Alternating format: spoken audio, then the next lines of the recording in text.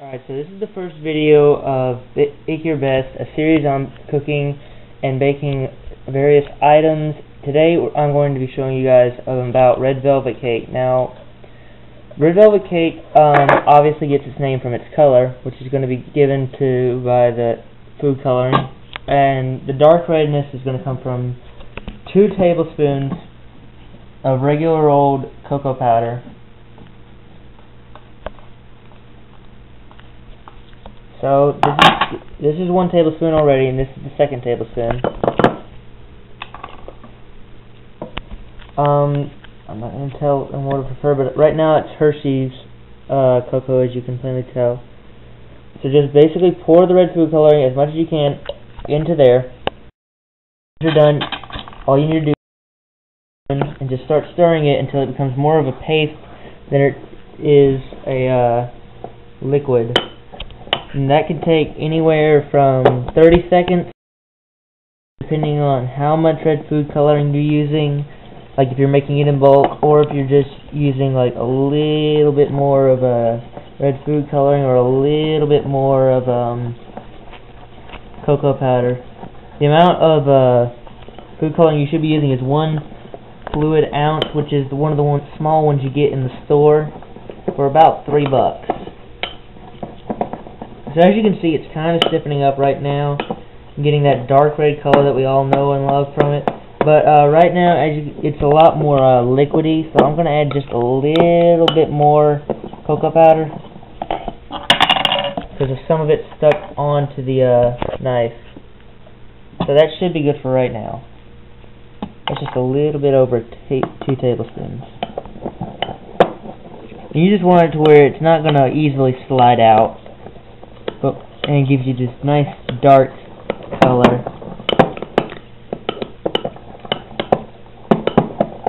Alright, this should be about good enough. So now I'm going to show you guys exactly what you need to do after you get this part set up, and that is with the sugar. So over here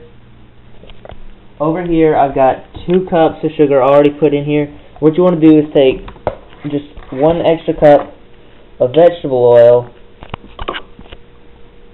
pour it into a regular old measuring cup, and pour it all across the sugar.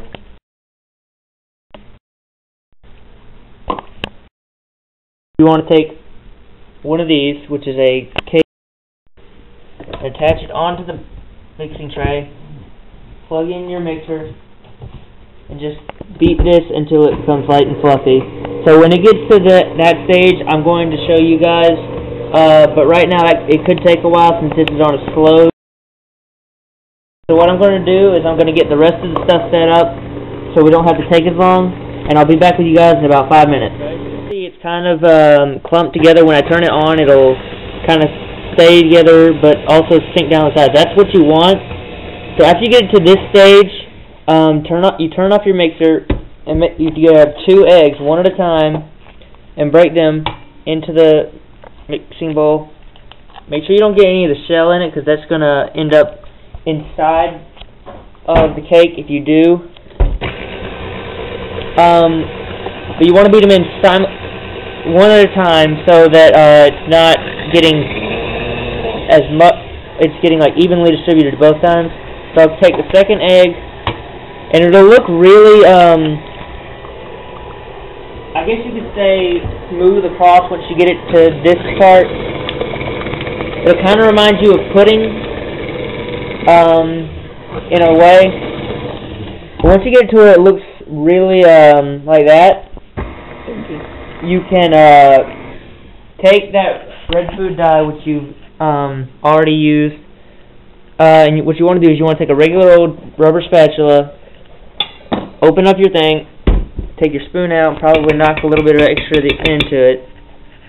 Then throw your spoon into the sink so you don't get it messed up. But then what you do is you take the spatula and just scrape every last bit of it out so you can get as much color into the cake as possible.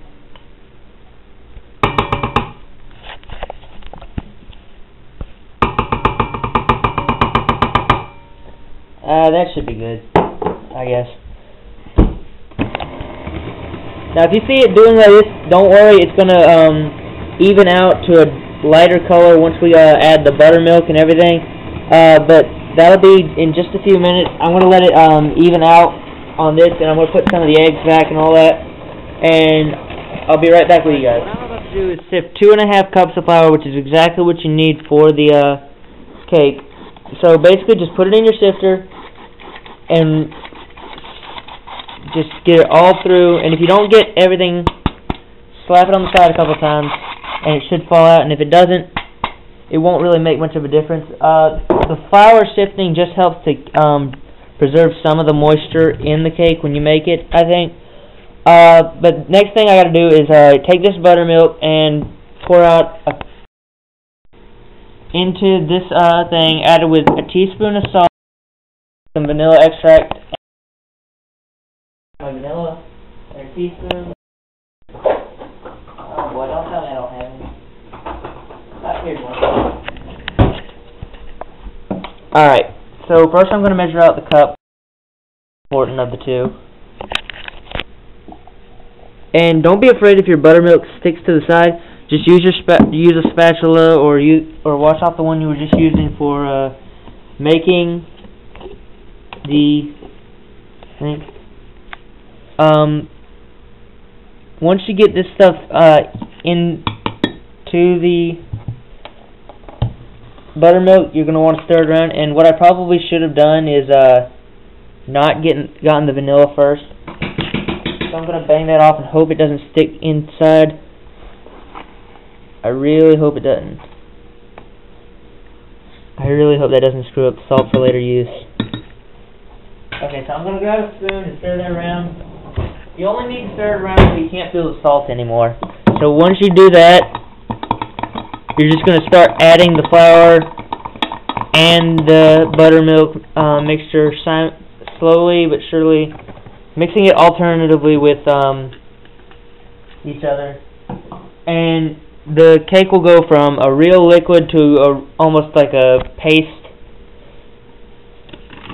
And eventually you'll get the red velvet cake everyone knows and loves. So I'll start doing that right now. Just lift up on this, pour a little bit of the buttermilk mixture in there. And the cake right now is a really dark red. You don't have to worry about that for right now, because it's going to lighten up with the flour and everything else that's coming in it.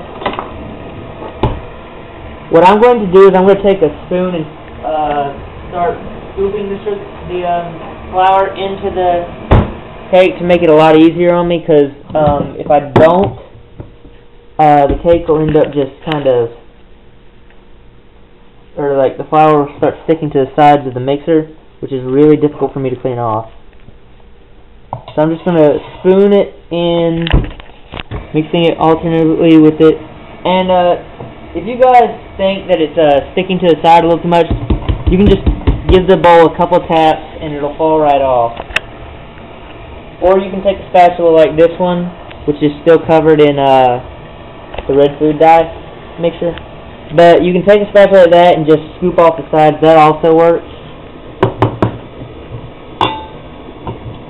So I'm going to mix a little more buttermilk in there.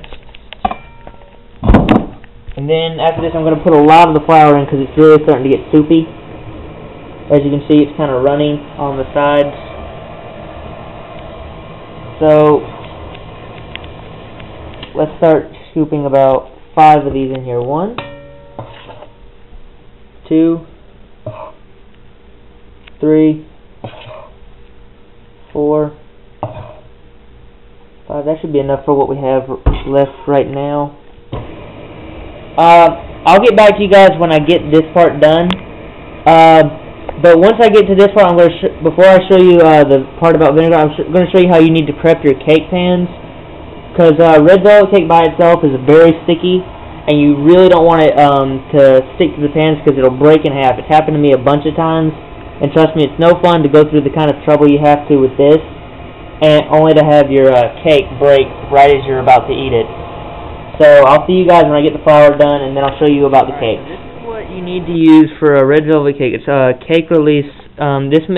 They go by different names, Baker's Joy, just regular old cake cookies. So you can find this in your local craft goods store. I found it at a Michael's, which is really close to my house. Basically, all you need to do is you need to take a regular old pastry brush like this and squirt it out onto this stuff. And basically what it does is it flours and greases your pan at the same time. And you want to make sure you coat it nice and well. Otherwise, like I said, your cake might stick, or it might end up just breaking apart the minute you take it out. Ideally, you probably should shake it up a little bit, because that doesn't look like the last time I used this stuff. Let's see if it comes out any different this time. Yeah, you want it to look like this little kind of paste almost, like kind of like melted butter where there's still the butter color to it. But don't use actual butter because that'll just kind of screw up the recipe itself. This one is actually flavorless. It adds no taste to it, but I do think it has a few like extra calories and stuff. But you don't really need to worry about that. It's not going to do much. But basically coat these two. These are springform pans. They're 9 inches in diameter, 2 inches high, I think. And these are the ideal size for using this particular recipe. And right now, this one is pretty well coated, but off camera I'm going to make sure it's coated real well. You want to make sure that there's no dry spots for this. So that's actually what you want it to look like, right there, where there's no like liquid look to it. More like a kind of like gelatin, yeah. I apologize if you can hear my cameraman. He's just trying to help me out as best I can. My brain's a bit gone right now. But basically just keep coating it until you can see the pan shine. And once you get the entire thing coated in this stuff, ready to pour the cake batter. But there's one last thing we need to do, so I'll get you guys on that right now. Okay, so the last and final thing that you're going to want to do is get 1½ teaspoons of just regular old baking soda, and you're going to want to create that old baking soda volcano that you did when you were a little kid. So what you want to do is you want to get that 1½ teaspoon in a regular old cup like this, and then take a full teaspoon of white distilled vinegar. Due to the fact that I don't have another extra teaspoon laying around, I have to use a ½ teaspoon, so I'm going to use 2 of these to make the 1 full teaspoon you need. And as you can see, it's going to do that regular old volcano thing that you used to see and know and love when you were a little kid. And you just want to stir it around until it's completely combined. Once you got that done, you're going to put it in the red velvet cake, and this adds a bit of flavor as well as some ability for it to rise once it's in the oven. And right after this is done, I'm going to get it in the pans for you guys to see exactly what it's going to look like. And once we get that done, we'll start baking it. Alright, so if you've gotten this far without any results, that's the kind of motion you should be seeing with it. So now we're going to pour it ahead into the already prepared pans with the baker's joy or whatever you want to call it. If you haven't done that right yet, you should. Otherwise, you're not going to be very pleased with the results. So here we go. The first one's going to come out kind of like this, but afterward I'm going to need to scrape it into the other pan. Right now I'm going to let that settle, because you only need so much with this recipe for it to form the right size cake. And I'll get to the icing while it's in the oven, which needs to be at 350. These need to be at 350 for 30 minutes. Oh, I'm just going to get every last bit I can out, and then once I'm done with this off camera, I'll be basically scraping the bowl and eating it myself. Because you could basically just scoop this dough up yourself and eat it. I've been told even if it were an ice cream, people would eat it. So if you guys even want to make it for that, you can. Just beware, because it does have raw eggs in it that you could contract salmonella or some other disease. That's just a warning to you if you do desire to eat it straight out of the bowl. I would suggest, though, you put it in the oven for the desired time. Make sure, though, you also knock out any air bubbles you might see by patting the bowl or whatever you may end up putting it in. These can even be used for cupcakes if you want. I've never actually done it because I don't have a piping bag to decorate the cupcakes. All I have is a spatula to spread the icing. I don't have enough to... What are you doing? Stupid cameraman. Anyway, if you have a piping set and you want to use it for cupcakes, you can. If you don't, however, you can just use a regular old plastic bag and put in the icing and just start a hole in the bottom of it, basically. So right now, these are about as good as it's going to get. So what you want to do is you want to take the thing and make sure you get all the air bubbles out. If you don't, it'll rise up in the middle and it won't be very interesting to see, because that'll fall down once the air bubble pops. But basically all you want to do is you want to make sure that those bubbles go down and that you can't see them. If you can, try and hit them with a toothpick. Stop shaking it! Seriously, man. We're trying to shoot a video here, not a comedy movie. Alright, that's about as good as it's going to get, so I'm going to go ahead and put them in the oven for the 30 minutes. And while that's working, I'm going to clean out the bowl and start on the frosting. Alright, so the frosting is really, really easy. All you got to do to start off with it is take an entire cup of milk and start it over a low heat. But you want to mix in 5 tablespoons. Hey, over here. 5 tablespoons of regular flour you use for the cake. 5 tablespoons into the milk, and you want to keep it cooking and stir it consistently and constantly until it really thickens up, and I'll get back to you guys when it does get to that. But remember, 5 tablespoons, so that's the third.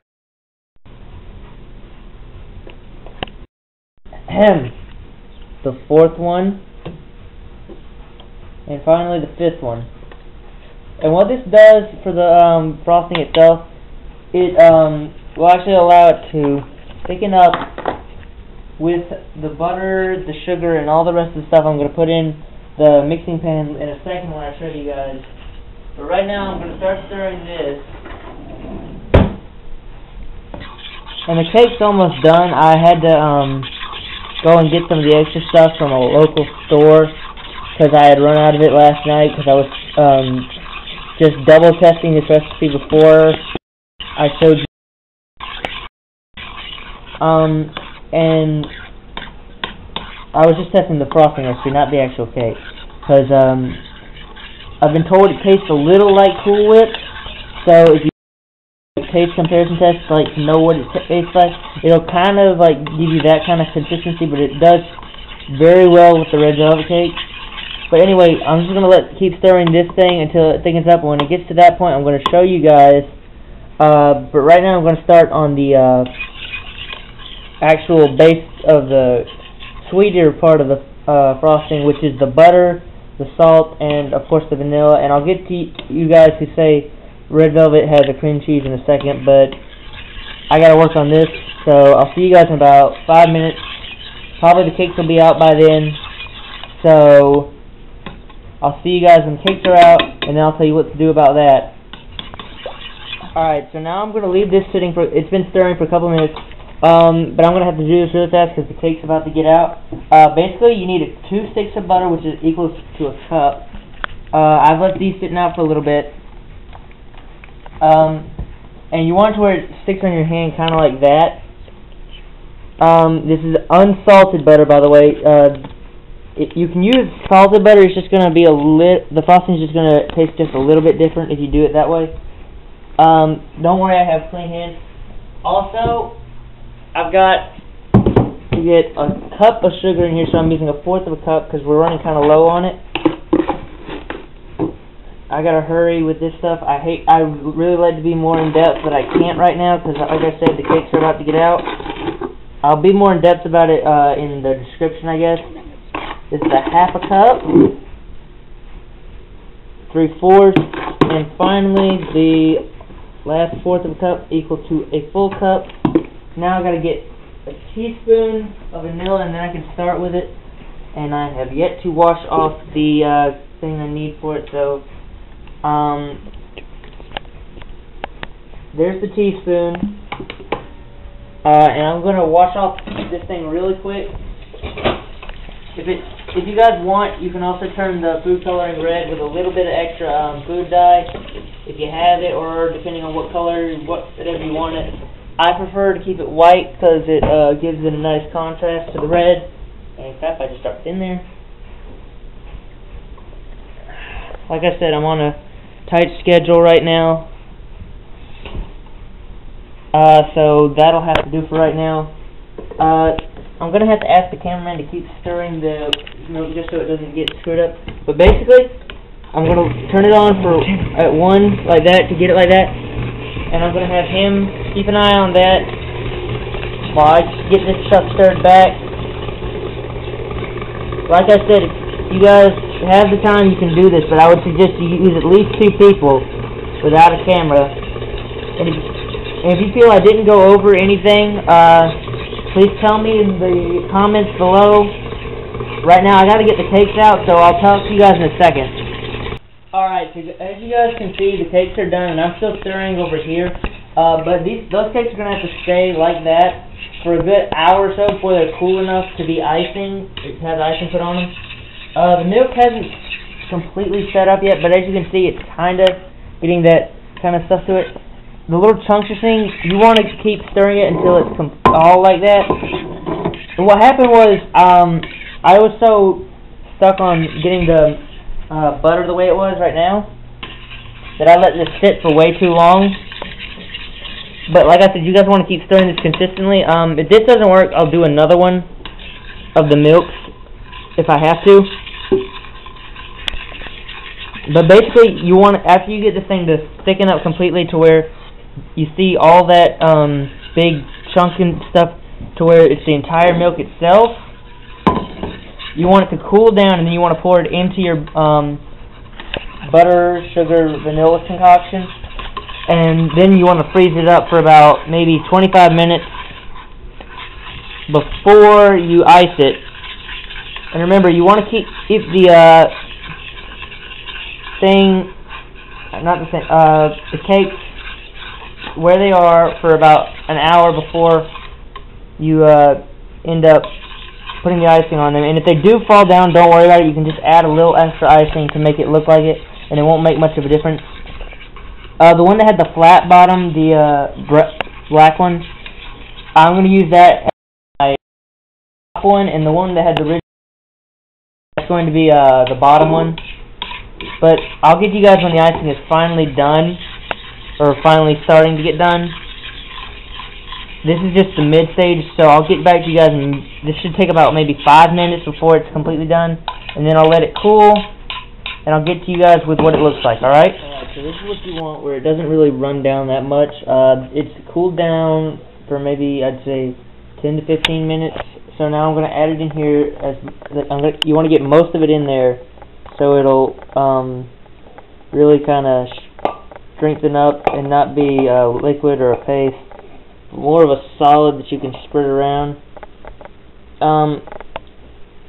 I'll get the rest of that in there off camera, like I usually do. But right now, you want to take it and just put it all on there. Actually, I'm gonna have to get this stuff. This is what's left from the butter off it, so it can tighten up a little bit more.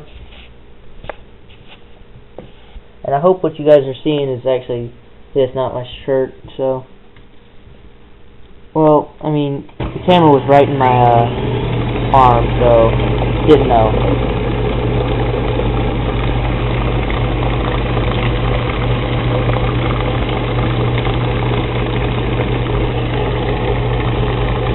So basically you want to do that with it for a couple minutes, and then get as much as you can out of here. If you guys feel that the stuff is too grainy or something, I've been told powdered sugar works just as well. So if you guys want to try that, I haven't, because it's never really turned out. to where it's too grainy for me. But I mean, you guys obviously will have a different feeling about this. And for those of you that say that cream cheese frostings and stuff like that go on red velvet cake, well, from what I've done a lot of research on this over the past couple of months preparing for this video, because I didn't want to have really much of anything wrong with it, informationally speaking. And from what I understand, you're not supposed to use cream cheese. That's just a popularized version. I don't know if it was due to a movie or just some other YouTube video or something like that, but vanilla frosting is what I use. This is the frosting I found that works best. And dozens of different sites saying this is the frosting to use, and I do like the taste of it myself. It's a very, very subtle vanilla taste, but it does have a very nice finish to it with the cake, so you guys won't be disappointed with this. Basically, just let this go as much as you can, getting everything out of the milk for maybe about 5 minutes until it gets to that frosting stage, and then you're going to want to put it in the fridge for a couple minutes to let it harden up, and then we'll get to the icing. So I'm going to put this in the fridge. I'm going to get what's off of here. As you can see, it's turned white again, like the flour. And it'll look even more white when I freeze it up. But I just want it to congeal up to where I don't have to worry about the frosting that much. And like I said, if you guys have any questions for me about this stuff, put it in the video response or a comment, and I'll be sure to get back to you guys about what your questions are. But right now I got to put this in the fridge. So if you guys want to meet me over at the red velvet cake, I'll talk to you about that in a second. Alright, so these are what we finished off with. As you can see, this one fell down a little bit. Don't worry about that if it does happen. The icing will cause that. Basically what happened was air bubble must have gotten trapped somehow. But if you're never really going to get this thing to go work 100%. Red velvet cake is very, very tricky. I've done it like 10 times now, and never gotten both of them perfect. This one's about as good as it's going to get. But this is an old pan, so I don't expect it to work well in the first place. I got to get a new one like this. This is a newer pan, so it's going to work a lot better. These flat bottom pans do seem to turn it out a lot better than the ridged bottom ones, but I don't think that the problem with the I don't think it's a problem with the pan. I think it's just a problem with my oven, which is really old. But basically, these are going to have to cool down for about, I'd say, anywhere from 30 minutes to an hour and 15 minutes or so, depending on the temperature of the room they're sitting in, just so they can like cool down to where the icing's not going to melt the minute you put it on there or anything like that. Right now they've been sitting for maybe about 30 minutes. I'm going to let them sit for a good maybe 20 more minutes, and then we'll see about it. So when that happens, I'll come back to you guys and we'll get the frosting started. Alright, so the icing is finally frozen over. It's been about 20 minutes or so. And it's really, really going to be kind of thick. And I've already gotten this one out, so what I'm going to do is I'm going to go grab a spoon, actually, because I need to spoon this stuff out to get it easier. That's what she said. Did you really just do that? Anyway, regardless of what he just said, I'm going to spoon as much of this stuff out onto it as I can, and just begin to start spreading it about. Alright, seriously, dude, if you don't stop that, I'm going to have to fire you. But anyway, just spread this out to where it'll serve as kind of like a glue for the second layer, which I'll get to in a second. But anyway, this is going to take a while, so I'm going to basically just cut through it. You guys can end up doing this however you want to. I'm just going to try and spread it as thinly as I can with this spoon and with this knife. Now I've got this part iced, I'm going to try and peel this off without breaking it in half and place it on it. That first icing level will act as a sort of glue. Just got to get my hand up and around this to peel it off. And that Baker's Joy I showed you, it should let you slip it off just kind of like that. Don't worry if your hand gets caught up underneath it like mine just did. You won't get that much off of it. You can actually use that as like a test piece to see what it's going to taste like. But no one's going to see it unless they get that specific piece. So now I'm going to get to icing this one, and when I get done, I'm going to show you guys, and I'll send you on your way to try and make this yourself. Okay, so this is you guys have gotten here. I congratulate. And it's a well-deserved treat, Red Velvet Cake. Just one word, final word to the wise. The icing right about at this point will probably have taken you about 20 minutes. So I would suggest you put it in the fridge for another hour maybe just to let it freeze up again. Otherwise, the butter and all that may start melting and you may find a gooey mess like the first time I did this. But anyway, I wish you all good luck at this, and if you wish to see more videos, please hit the like button if you enjoyed it, or the subscribe button. Please leave comments below telling me the next one. I'll have 3 choices in the bottom, but I also have a website that if you guys want to find recipes for things I do, if you want to see a video, just ask me in the comments. I'm up to anything. Remember, if you have any problems, please feel free to ask me in the comments or leave a video response. Until then, guys, see you later, and good luck cooking.